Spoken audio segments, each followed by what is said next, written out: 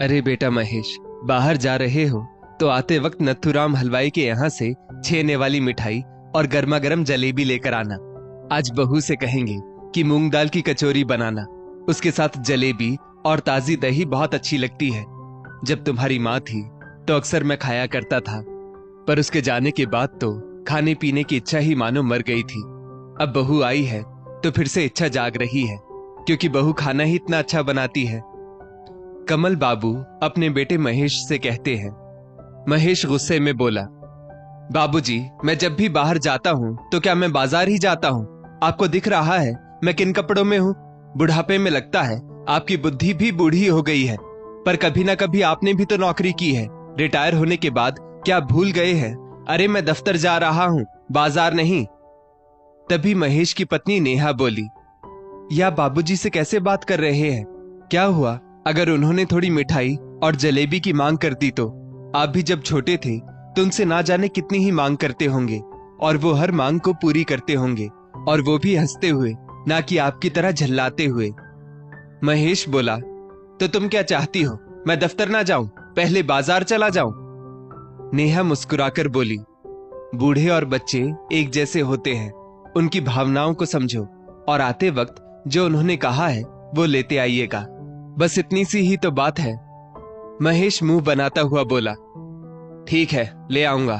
और बाबूजी, आप मिठाई थोड़ी कम खाया कीजिए, वरना कुछ सालों बाद ऐसी बीमारी हो जाएगी जो दवाई भी ठीक नहीं कर पाएगी। इतना कहते हुए महेश दफ्तर चला गया। कमल बाबू बेटे के जाने के बाद बोले, बहू, मुझे लगता है महेश ठीक ही कह रहा है। अगर कल को मुझे कोई बीमारी हो जाती है तो तुम लोगों को परेशानी हो जाएगी। नेहा बोली, अरे बाबूजी, ऐसा कुछ नहीं होगा, और परेशानी हुई भी तो मैं हूं ना, चिंता क्यों करते हैं? जाइए, आप आराम कीजिए, और शाम में ये जब भी मिठाई लाएंगे मैं कचौरी भी बना दूंगी, ठीक है? वक्त बीता। कमल बाबू के मीठा खाने की आदत ने उन्हें परेशानी में डाल दिया। महेश कमल बाबू के लिए अगर मिठाई नहीं लाता था तो वो बच्चों की तरह छुपकर ठंडी दही चीनी मिलाकर खा लिया करते थे, और कुछ नहीं तो बाजार जाकर मिठाई खाकर आ जाते, और घर आकर कहते, मैंने तो कुछ खाया ही नहीं। ऐसा करते करते कमल बाबू को दमे की बीमारी हो गई, पर उन्होंने मीठा खाना छोड़ा नहीं। बेटे बहू ने बहुत इलाज करवाया, पर कमल बाबू की दमे की बीमारी ने उन्हें परेशान कर दिया था। खांसते खांसते उनकी सांस फूल जाती थी। शाम होने के बाद उनकी खांसी इतनी बढ़ जाती थी कि बेटे बहू की नींद पूरी नहीं हो पाती थी। एक रोज रात के 2 बज रहे थे। अरे यार, काम करने के बाद एक रात ही तो मिलती है जब आराम कर पाता हूँ, वरना तो पूरे दिन ये शरीर थककर चूर हो जाता है। ऊपर से बाबूजी की खांसी एक दिन भी चैन से सोने नहीं देती है। कितने पैसे खर्च कर चुका हूँ, फिर भी उनकी तकलीफ दूर ही नहीं हो रही है। ऊपर से हमें जो तकलीफ हो रही है वो अलग। अब क्या करूं इनका? महेश आधी नींद में बड़बड़ाता हुआ बोला। महेश की पत्नी नेहा बोली, आज फिर बाबूजी की खांसी बहुत तेज हो गई है। आपको क्या लगता है कि वो ये सब जानबूझकर करते हैं? अरे, अगर ये बात मैं कहती तो एक पल को आपको बुरा लगना चाहिए, पर आप तो उनकी खुद की औलाद हैं। उनकी तकलीफ आप नहीं समझेंगे तो कौन समझेगा? तभी दूसरे कमरे से खांसने की आवाज आई। कमल बाबू की खांसी रुकने का नाम ही नहीं ले रही थी। महेश बोला, तो तुम क्या चाहती हो? रात के 11 बजे मैं काम से लौटा हूं और 2 बजे उनकी सेवा में लग जाऊं, अपनी नींद भी पूरी ना करूं? अगर ऐसा करूंगा तो मैं बीमार पड़ जाऊंगा। फिर सोचा है कि घर में दवाई कहां से आएगी और दाल रोटी कहां से आएगी? नेहा बोली, अच्छा अच्छा ठीक है, अब ज्यादा सुनाने की जरूरत नहीं है, मैं देखती हूं। इतना कहते हुए नेहा पलंग से उठी और अपने ससुर कमल बाबू के कमरे में देखने गई। उसने देखा कि कमल बाबू अपने बिस्तर पर बैठे हुए खांस रहे हैं।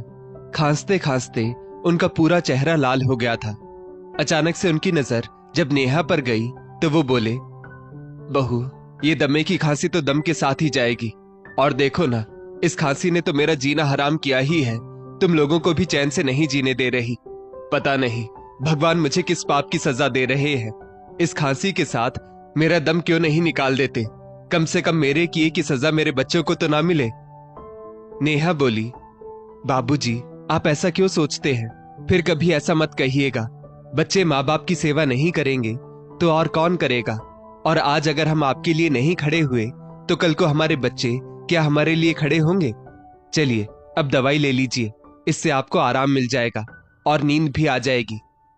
इतना कहकर नेहा ने पास रखी हुई खांसी की दवा की शीशी में से 2 चम्मच दवा कमल बाबू को दी और उनकी पीठ सहलाने लगी।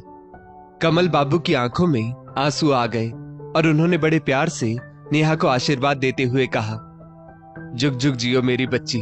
भगवान तुम जैसी बहू हर किसी के घर में दे।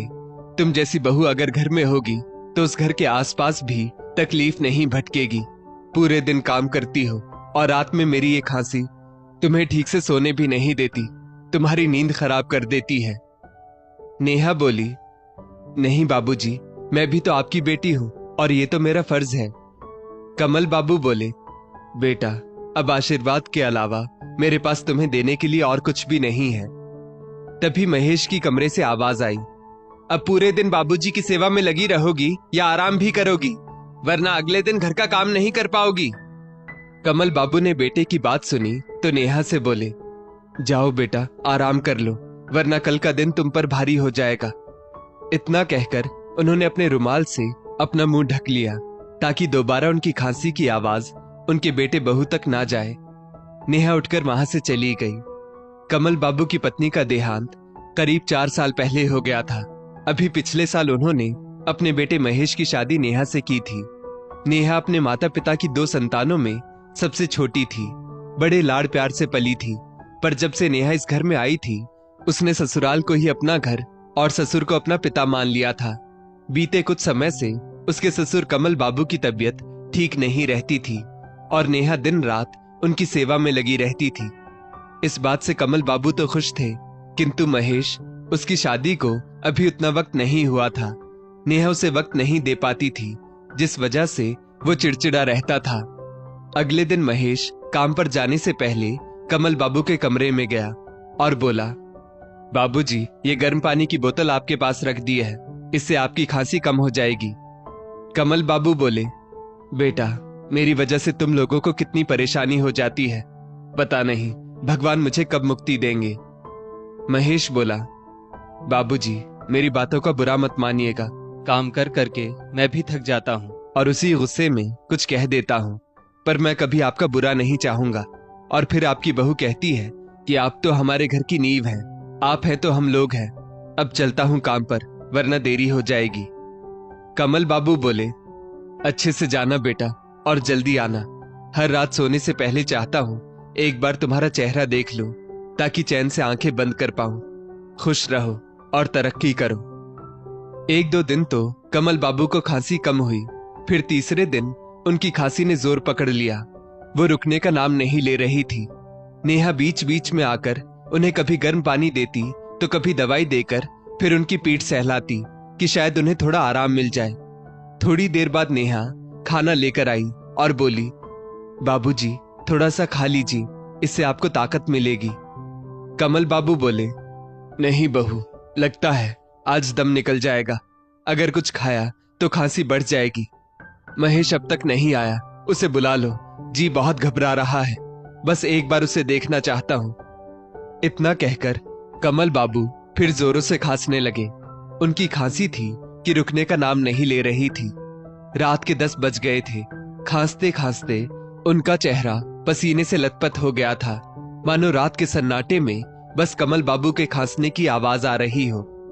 नेहा घबरा गई और जल्दी से उसने महेश को फोन करके कहा, आप जल्दी से जल्दी आ जाइए, बाबूजी की तबीयत कुछ ठीक नहीं लग रही है, वो बार बार आपको याद कर रहे हैं। महेश बोला, तुम भी हद करती हो, मैं काम को बीच में छोड़कर कैसे आ सकता हूं। नेहा बोली, जो भी काम है उसे छोड़ दीजिए, काम दोबारा मिल जाएगा, पर पिता नहीं मिलेंगे, एक आखिरी बार उनसे मिल लीजिए, मुझे उनकी हालत कुछ ठीक नहीं लग रही है। इतना कहकर उसने फोन रख दिया और कमल बाबू के पास जाकर बैठ गई। करीब 45 मिनट के बाद कमल बाबू की सांस ऊपर नीचे होने लगी। इतने में महेश भी आ गया। कमल बाबू कांपती हुई आवाज में बोले, महेश तुम आ गए बेटा, अच्छा हुआ तुम आ गए। इन आंखों ने एक आखिरी बार तुम्हें भी देख लिया, वरना दिल में ख्वाहिश रह जाती कि तुमसे मिल नहीं पाया। बाबूजी, अब ज्यादा बात मत कीजिए वरना और खांसी होगी। कमल बाबू मुस्कुराते हुए बोले, बहू, तुमने मेरी बहुत सेवा की। ईश्वर से कहूंगा तुम्हें जीवन में कभी कोई दुख ना हो। नेहा बोली, बाबूजी, आप कहीं नहीं जा रहे, आपके बिना मैं कैसे रहूंगी। कमल बाबू बोले, मैं आऊंगा लौटकर, इस घर में आऊंगा, एक नए नाम और नई पहचान के साथ। पिता होने का सुख तो ले लिया, अब पुत्र होने का सुख पाऊंगा। और फिर से कमल बाबू को तेज खांसी का दौरा पड़ा। खांसी के बीच कमल बाबू केवल इतना ही कह पाए, तुम्हारी मां मुझे बुला रही है। बगल में जाती हुई ट्रेन की तेज और लंबी सीटी की आवाज अब थम गई थी और चारों ओर सन्नाटा ही सन्नाटा। जहां महेश अवाक था वहीं नेहा की आवाज आई, बाबूजी, नहीं, आप ऐसे नहीं जा सकते, उठ जाइए ना बाबूजी। रात के सन्नाटे को चीरती हुई उस बेटी की आवाज आ रही थी जो पहले बहू थी फिर बेटी बन गई। महेश को बहुत बुरा लग रहा था कि काम की टेंशन में कई बार वो अपने पिता के साथ कड़वे तरीके से बात करता था जो उसे नहीं करना चाहिए था। बहरहाल वक्त बीता, पिता का क्रियाकर्म हुआ और जिंदगी फिर वैसे ही चलने लगी। पर नेहा को कहीं ना कहीं अपने ससुर की कमी जरूर खलती थी। वक्त बीता, करीब 3 महीने बाद नेहा को पता चला कि वो मां बनने वाली है। उसे बहुत खुशी हुई और अचानक से अपने ससुर की बात उसे याद आने लगी। समय बीता, नेहा ने एक सुंदर से बेटे को जन्म दिया और उसे प्यार से उन्होंने कमल नाम दिया। सच कहते हैं लोग, जिस घर में बहू बेटी बन जाए तो तकलीफ पास नहीं आती। दोस्तों, इस स्टोरी को लेकर आपकी क्या राय है, नीचे कमेंट करके जरूर बताइएगा। और ऐसी ही और भी बेहतरीन वीडियोस के लिए हमारा पेज जरूर फॉलो करें। धन्यवाद।